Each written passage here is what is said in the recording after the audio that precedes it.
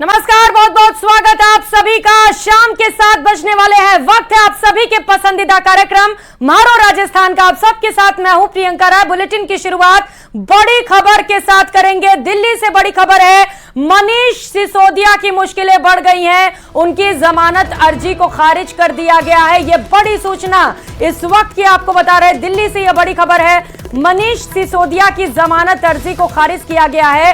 मनीष सिसोदिया को हाईकोर्ट से बड़ा झटका लगा है।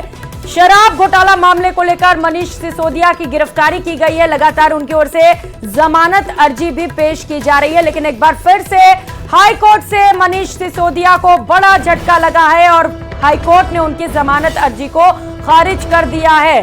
तो दिल्ली शराब घोटाला मामले को लेकर लगातार पूछताछ जारी है। कई आम आदमी पार्टी के नेताओं की गिरफ्तारी भी हो रही है और इसी बीच एक और बड़ी खबर सामने आ रही है। अपडेट, मनीष सिसोदिया की जमानत अर्जी को खारिज कर दिया गया है।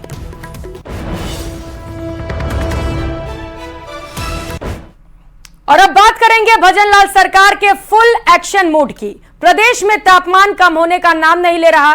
तेज धूप और गर्मी के चलते लगातार पानी की किल्लत है। कहीं बिजली सप्लाई की शिकायतें बढ़ रही हैं। शिकायतों का समय पर समाधान नहीं होने पर मुख्यमंत्री भजनलाल शर्मा ने नाराजगी व्यक्त की है। मुख्यमंत्री भजनलाल शर्मा पानी, बिजली और स्वास्थ्य संबंधित सेवाओं को लेकर मुख्य सचिव सुधांशु पंत सहित विभाग के मंत्रियों को मॉनिटरिंग करने के निर्देश देते हुए नजर आए। सीएम ने पानी और बिजली संबंधित शिकायतों को लेकर गंभीरता दिखाते हुए तुरंत समाधान के लिए निर्देशित किया है। साथ ही प्रदेश के सभी जिला कलेक्टर्स को जिला स्तर पर हेल्पलाइन सेंटर बनाने के भी निर्देश दिए हैं। तो मुख्यमंत्री भजनलाल शर्मा ने आज इस संबंध में रिव्यू भी किया और मुख्य सचिव सहित पीएचईडी मंत्री कन्हैयालाल चौधरी, ऊर्जा मंत्री हीरालाल नागर से बात भी की और इसके साथ ही डे टू डे मॉनिटरिंग के निर्देश भी जारी किए गए हैं। तो लगातार बढ़ती गर्मी के साथ ही पेयजल और बिजली की संकट है और जल्द से जल्द इस संकट का समाधान करने के निर्देश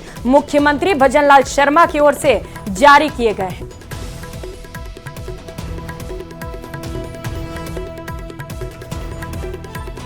और फिर से बीजेपी का दरबार खुल चुका है। जी हां, भजनलाल सरकार आम जनता की समस्याओं के समाधान की दिशा में अब बीजेपी कार्यालय में जन सुनवाई शुरू करेगी।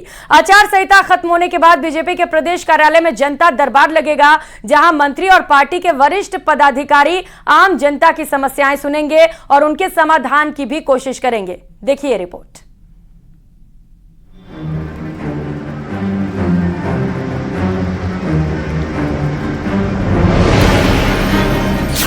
जनता दरबार लगाएगी भजनलाल सरकार।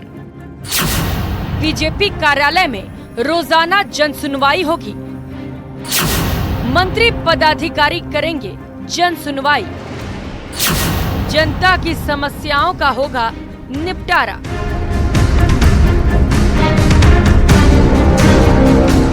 बीजेपी का प्रदेश कार्यालय जल्द गुलजार होता दिखेगा। चुनावी व्यस्तता में न नेता पार्टी कार्यालय आ पा रहे हैं, न ही ज्यादातर पदाधिकारी। सब चुनावी राज्यों में पार्टी की विजय पताका फहराने में जुटे हैं। जैसे ही चुनावी नतीजे आएंगे और दिल्ली में नई सरकार शपथ लेगी, राजस्थान में भी बीजेपी के प्रदेश कार्यालय में एक नई शुरुआत होगी। आम जनता की ओर नजदीक जाने के मकसद से भजनलाल सरकार बीजेपी कार्यालय में मंत्री दरबार लगाएगी। पार्टी के पदाधिकारियों ने इसे लेकर तैयारियां शुरू कर दी हैं। सीएम भजनलाल और प्रदेशाध्यक्ष सीपी जोशी के बीच जन सुनवाई पर बात हो चुकी है, बस वक्त का इंतजार है। आम जनता अपने काम के लिए इधर उधर नहीं भटके और भारतीय जनता पार्टी का एक केंद्र है, यहाँ का प्रदेश का कार्यालय है। उस कार्यालय के अंदर आम जनताओं की सुनवाई हो, उनके छोटे मोटे काम हो और जनता को इधर उधर भटकना नहीं पड़े। क्योंकि माननीय मुख्यमंत्री जी का मानना है कि हमारी सरकार जनता की सरकार है और जनता का, आम लोगों का हर काम यहाँ पे होना चाहिए। बीजेपी के लिए पार्टी कार्यालय में जन सुनवाई का ये कोई नया प्रोग्राम नहीं है। 2013 से 2018 के वसुंधरा राजे के कार्यकाल के दौरान भी बीजेपी का प्रदेश कार्यालय जन सुनवाई का गवाह बना। आम जनता दूर दराज से अपने काम लेकर आती, मंत्रियों से फरियाद करती। मंत्री संबंधित महकमों के अफसरों के पास फोन करते और लिखित में समस्याएं भी भेजते, मगर अधिकांश जन सुनवाइयों में तबादले के मामले आते। सरकार चाहते हुए भी आम कर्मचारियों और उनके परिजनों को राहत नहीं दे पाई। बीजेपी के प्रदेश कार्यालय में जनसुनवाई का दौर वसुंधरा राजे के दूसरे कार्यकाल के दौरान शुरू हुआ था। मंत्री आते, जनता दरबार लगाते, आम जनता की समस्याएं सुनते और फिर समाधान की कोशिश भी करते, मगर जनसुनवाई अपने अंजाम तक नहीं पहुंच पाई और वसुंधरा राजे सत्ता से बाहर हो गई। अशोक गहलोत ने भी वसुंधरा राजे के नक्शे कदम पर चलते हुए पीसीसी में जनता दरबार लगाया, मगर वहां पर भी नतीजा ढाक के 3 बात निकला। अशोक गहलोत भी सत्ता से बाहर हो गए। दरअसल भजनलाल सरकार जनता से सीधा कनेक्शन चाहती है, इसीलिए जनसुनवाई की पूरी रूपरेखा तैयार की जा रही है। भजनलाल सरकार आचार संहिता खत्म होने के बाद कहां करेगी फोकस। जनसुनवाई के माध्यम से आम जनता का भरोसा जीतने की कोशिश होगी। जनसुनवाई के जरिए सरकार को मंत्रियों के परफॉर्मेंस के साथ अफसरों की वर्किंग का भी पता चलेगा। कानून व्यवस्था पर फोकस कर आम जनता में विश्वास, अपराधियों में भय पैदा करने की सरकार की कोशिश होगी। नई ट्रांसफर पॉलिसी लाकर कर्मचारियों और अधिकारियों के बार बार होने वाले तबादलों पर रोक के साथ ही कर्मचारियों का भरोसा जीतने की कोशिश। बजट सत्र में कई लोक लुभावन घोषणाएं कर सरकार आमजन को फायदा पहुंचाने के लिए कई बड़े ऐलान कर सकती है। नए जिलों की प्रशासनिक व्यवस्था को चुस्त दुरुस्त करना भी सरकार के एजेंडे में होगा। गहलोत सरकार की ओर से छोड़े गए कुछ अधूरे कामों को भी भजनलाल सरकार हाथ में लेकर उन्हें पूरा करने की कोशिश करेगी। अब तक सरकार को मुश्किल से काम करने के लिए 3 महीने का समय मिला है। नए मुख्यमंत्री और नए मंत्रियों के लिए ये समय काम को समझने में ही गुजर गया।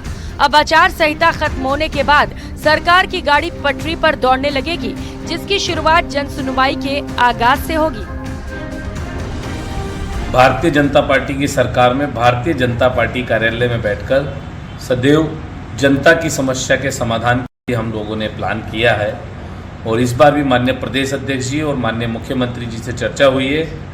वो लोग बैठकर इसको प्लान को तैयार करके और पूरी योजना बनाकर प्रतिदिन 2 मंत्री और 2 पदाधिकारियों की ड्यूटी पार्टी कार्यालय में लगाएंगे, जो जनसुनवाई करेंगे और आने वाले लोगों की समस्या का समाधान करेंगे। अब राजस्थान सरकार को सुशासन देने के लिए, कानून व्यवस्था में सुधार करने के लिए, स्थानांतरण ट्रांसफर की पोस्टिंग से एमएलए एमपी को बचाने के लिए और आम कर्मचारी को राहत देने के लिए और आम जनता को राहत देने वाले जो काम है वो काम करने का समय अब मिलेगा, क्योंकि आचार संहिता कारण से, चुनाव में व्यस्तता के कारण से वो सब काम नहीं हो सका और सरकार के भी हाथ पैर उस समय आचार संहिता कारण से बन जाते हैं, वो काम नहीं कर पाते हैं। बहरहाल जनसुनवाई से पहले बीजेपी की निगाह चुनावी नतीजों पर टिकी है। पार्टी का परफॉर्मेंस पिछले 2 चुनावों की तरह शानदार रहा, तो जनसुनवाई में भी मंत्रियों और पदाधिकारियों का जोश खासा बढ़ा हुआ दिखाई देगा। अगर नतीजे आशा के मुताबिक नहीं रहे तो इसकी छाया जनसुनवाई पर भी नजर आ सकती है, पर फिलहाल तो बीजेपी कार्यकर्ताओं का जोश उफान पर है। अब नए मुख्यमंत्री नए सिरे से बीजेपी के प्रदेश कार्यालय में जनता दरबार की शुरुआत कर रहे हैं। देखना यही है कि आखिर किस तरह से आम जनता को यहां पर राहत मिल पाती है। कैमरा पर्सन दिलीप चेची के साथ बाबूलाल धायल, न्यूज़ 18 जयपुर।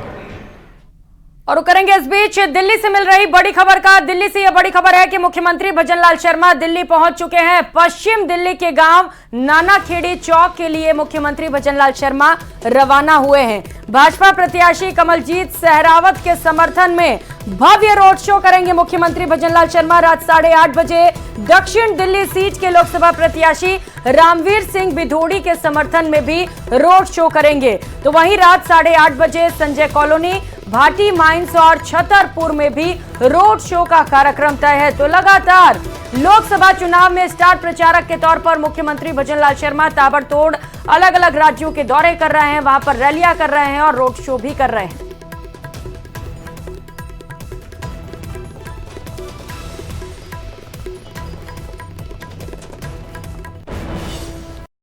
और अब बात कांग्रेस नेता प्रहलाद गुंजल पर एफआईआर की। कोटा में यूआईटी और माइनिंग डिपार्टमेंट ने संयुक्त कार्रवाई को अंजाम दिया और बावड़ी खेड़ा इलाके में सरकारी जमीन पर चल रहे क्रेशर पर कार्रवाई की। आरोप है कि यह क्रेशर लोकसभा में कांग्रेस प्रत्याशी प्रहलाद गुंजल का है। यहां पर क्रेशर से गिट्टी बनाकर स्टॉक किया जाता है। इस दौरान अवैध खनन सामग्री के रूप में 955 टन मशीनरी स्टोन जब्त किया गया। पुलिस उपाधीक्षक मनीष शर्मा ने बताया कि मौके पर अवैध खनन हो रहा था और हमने वहां से एलएनटी मशीन और डंपर को भी जब्त किया है, लेकिन खननकर्ता और मशीन संचालक मौके से फरार हो गए। इस बीच प्रहलाद गुंजल भी मौके पर पहुंचे और कार्रवाई को लेकर कई तरह के सवाल खड़े करने लगे। पुलिस ने इस पूरे मामले में प्रहलाद गुंजल और उनके भतीजे लोकेश गुंजल के खिलाफ मामला दर्ज कर लिया है। सरकारी जमीन पर माइनिंग खनन करने वाले फरार हो गए हैं। प्रहलाद गुंजल ने इसे लेकर प्रतिक्रिया दी, कहा कि स्टोन क्रशर उनका है। ओम बिरला के इशारे पर प्रशासन काम कर रहा है।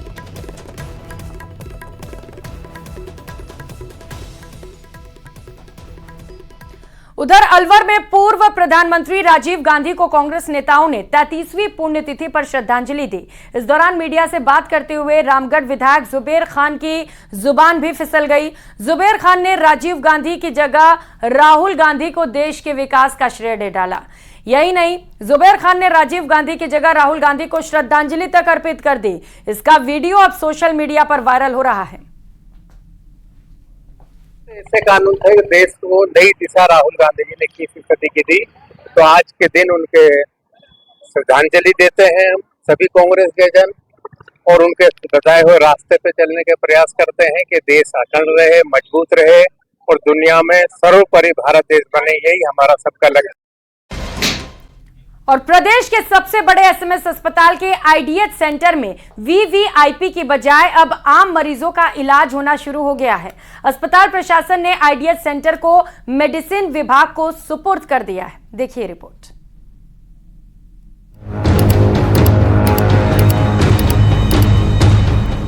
एसएमएस अस्पताल का आईडीएच सेंटर करीब 3 साल पहले 7.5 करोड़ रुपयों की लागत से बने इस इन्फेक्शन डिजीज अस्पताल में अब तक सिर्फ वीवीआईपी मरीजों का ही इलाज होता था।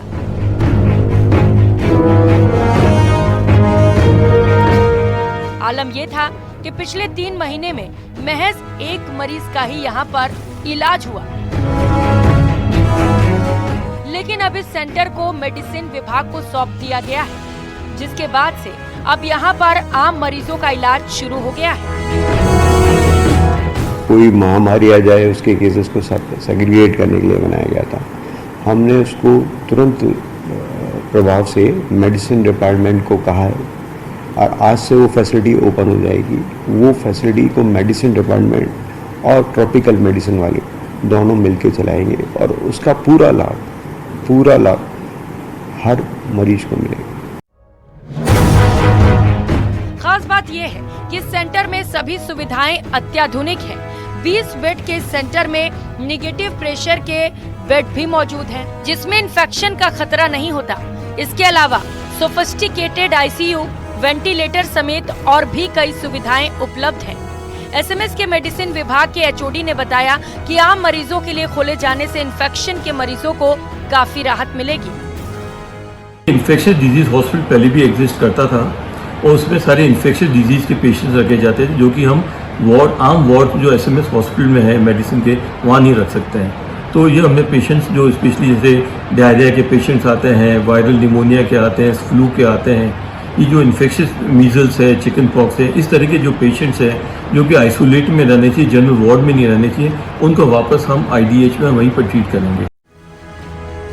बता दें, कांग्रेस सरकार के कार्यकाल में पूर्व प्रिंसिपल की धमक के चलते इस सेंटर में आम मरीजों के लिए एंट्री तक नहीं होती थी। यही कारण है कि 3 सालों के दौरान यहाँ गिनती के ही मरीजों का इलाज हो पाया, लेकिन अब आम मरीज भी यहाँ पर इलाज की सुविधा ले पाएंगे। न्यूज़ 18 के लिए जयपुर से सौरभ गृहस्थी की रिपोर्ट।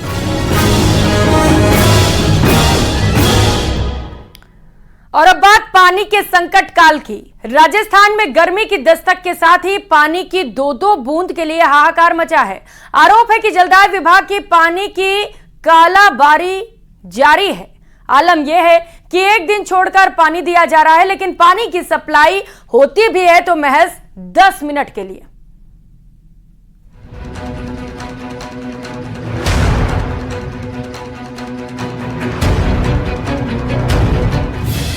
नागौर में पानी की कालाबाजारी, बूंद बूंद पानी के लिए तरस रहे लोग।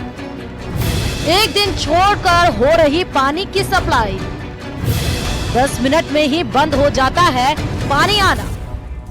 शहर में मुश्किल से 10 मिनट पानी की सप्लाई हो रही है। चाहे नागौर शहर की किसी भी कॉलोनी की बात कर लो, हर कॉलोनी हर मोहल्ले में ऐसी ही स्थिति नजर आ रही है।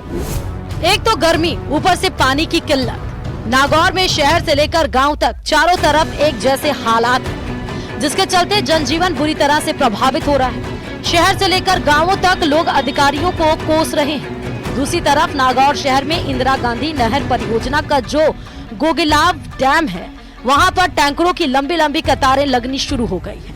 अभी मई में ही ऐसे हालात हैं, तो जून में फिर क्या स्थिति बनेगी, इसका अंदाजा अभी से लगाया जा सकता है। ये पानी की टंकी है और इस पानी की टंकी से मुश्किल से 50 मीटर की दूरी पर ये घर है, लेकिन इन घरों में भी पानी नहीं आ रहा। इन घरों में रहने वाले लोग हमारे साथ है।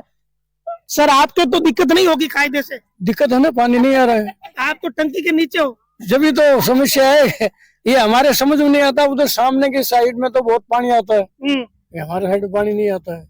भाई जी, आपके तो कायदों में पानी आना चाहिए, तो फिर टंकी के नीचे हो।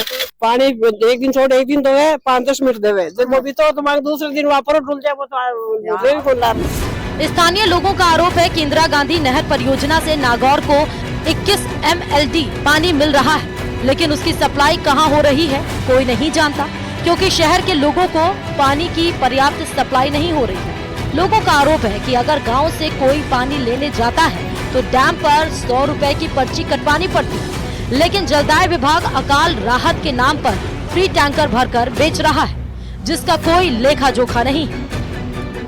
पानी भरने में सुबह 4 बजे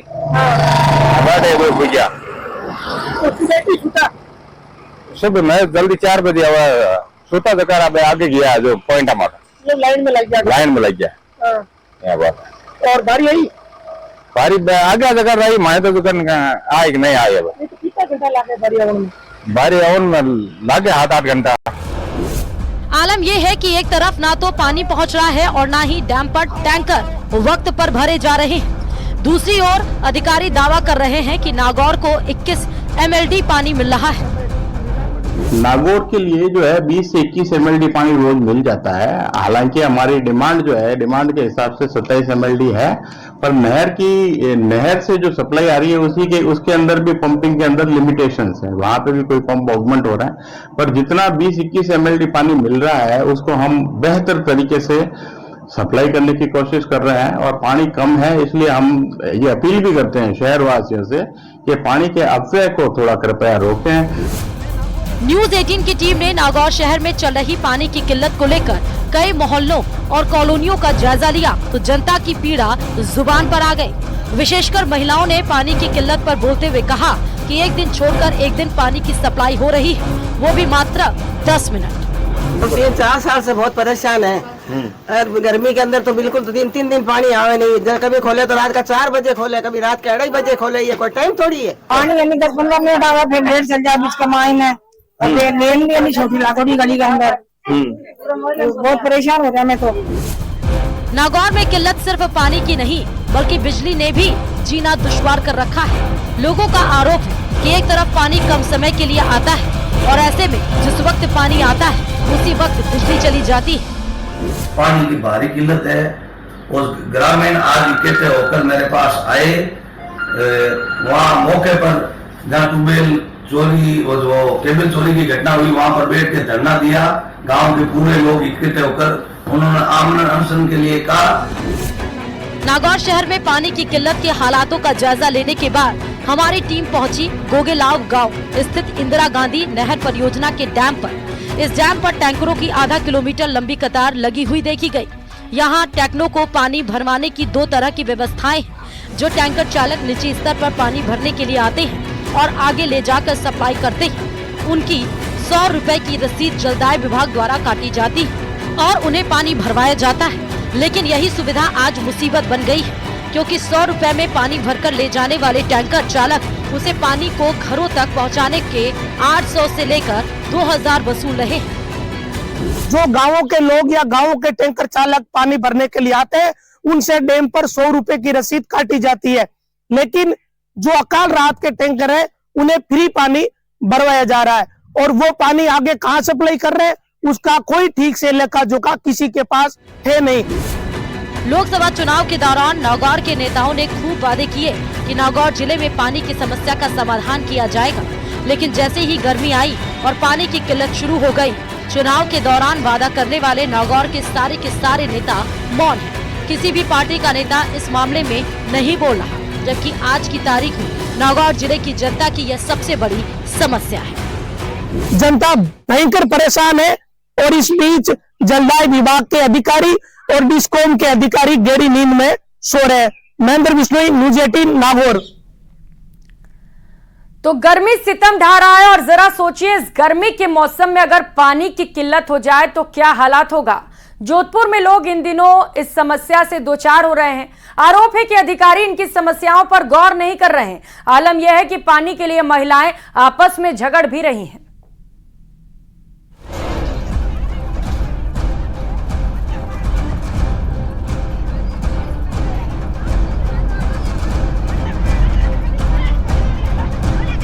पानी के लिए महिलाओं में तकरार की तस्वीरें जोधपुर के नगर निगम दक्षिण क्षेत्र के वार्ड संख्या 1 की हैं।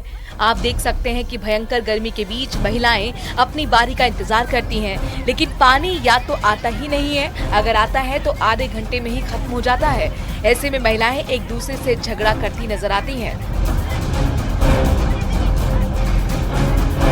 गर्मी का मौसम आने के साथ ही सूर्यनगरी जोधपुर शहर में पानी की किल्लत को लेकर लोग खासे परेशान हैं। बूंद बूंद पानी के लिए लोग तरसते नजर आ रहे हैं। हालांकि सरकार की तरफ से और प्रशासन की तरफ से दावा किया जा रहा है कि लोगों को यहाँ जहाँ पर पानी सप्लाई नहीं होती वहाँ पर टैंकर जो है सरकार द्वारा मुहैया कराया जा रहा है। देखते हैं क्या हालात है और क्या वास्तव में जो है लोगों को पानी की समस्या है या सरकार इस समस्या से निपटने में कामयाब है या नहीं। इस वक्त हम जोधपुर के अंबेडकर कॉलोनी में खड़े हैं। आप देख सकते हैं कि पानी जो है शाम को 5 बजे यहाँ पर आएगा और दोपहर 3:30 बजे और चिलचिलाती धूप में लोग यहाँ पर लाइन बनाकर खड़े हैं और इसलिए 3:30 बजे यहाँ पहुँच गए हैं ताकि जब पानी आए तो उनको सबसे पहले पानी मिल जाए, यदि पानी आए तो। भीषण गर्मी में बूंद बूंद पानी के लिए लोग तरस रहे हैं। दोपहर के समय चिलचिलाती धूप और सिर पर पानी का मटका रखकर पानी की तलाश में कई किलोमीटर भटकती महिलाएं। ये हालात किसी ठेठ गांव के नहीं बल्कि राजस्थान के दूसरे सबसे बड़े शहर जोधपुर के हैं। पानी की सप्लाई को लेकर क्या हालचाल है यहाँ पे? पानी की बहुत परेशानी है साहब। टंकी है पास में, फिर भी हमारे पास तो पानी नहीं आता है और पानी के टैंकर है तो 1000 रुपया मांगे, 600 रुपया मांगे। मैं कटू लावा गरीब आदमी, दिन भर तो मजदूरी करो, कंकर बाटा करो, पानी रुपया दो कि मैं पानी पिया। मोरा छोटा छोटा बच्चा है, बहुत परेशान है, रास्ते खराब है। पानी टंकी बेड़ी उठा अटू ले जावे टैंकर भरी भरी जन बेसे काटा काटी मोने ओई ठा को ने पण मैं टंकी पाड़े बेटा मैं तेरो मरो है। मोरा छोटा छोटा बच्चा सब आदिवासी भी ले हटे, कोई लखपति कोई पार्टी नहीं है, सब छोटा छोटा बच्चा देखो ए ए ए काबरे 5-6 दिन हिनान करिए नहीं बापड़ा ने तपने मरो ना कहां से। लोगों का आरोप है कि यहाँ जल वितरण प्रणाली लगभग खत्म हो चुकी है। पहले पानी भरने की जद्दोजहद में महिलाएं आपस में अक्सर लड़ती थी। महिलाएं रोजाना दोपहर को ही सब काम छोड़कर पानी के नल के आगे लाइन लगा देती थी, तो कभी निराशा मिलती है और कभी आपस में धक्का मुक्की और अपमान नसीब हो पाता है। ये हालात है। हालांकि जिला कलेक्टर ने जो मीटिंग ली है उसमें ये बात सभी अधिकारियों को जो है स्पेशल हिदायत दी गई है कि जहां पानी नहीं है वहां पे टैंकर से सप्लाई की जाए और अधिकारियों ने भी आश्वासित किया है कि वहां पर जो है पानी की सप्लाई की जाती है। लेकिन जब ग्राउंड लेवल पे बात करें तो यहाँ पर सिर्फ आश्वासन मिलता है, पीने का पानी नहीं मिलता। लोग पानी के लिए आपस में झगड़ते हैं। 2.5 से 3 घंटे जो है पानी की जो सार्वजनिक नल है वहाँ पर जाकर लाइन लगाते हैं और ये इनके दैनिक दिनचर्या हो चुकी है, लेकिन पानी जो है नसीब में नहीं हो रहा है। चंद्रशेखर व्यास, न्यूज़ 18 राजस्थान, जोधपुर। खबरें अभी और भी हैं, लेकिन फिलहाल यहाँ वक्त चला एक छोटे से ब्रेक का, लौटेंगे फौरन।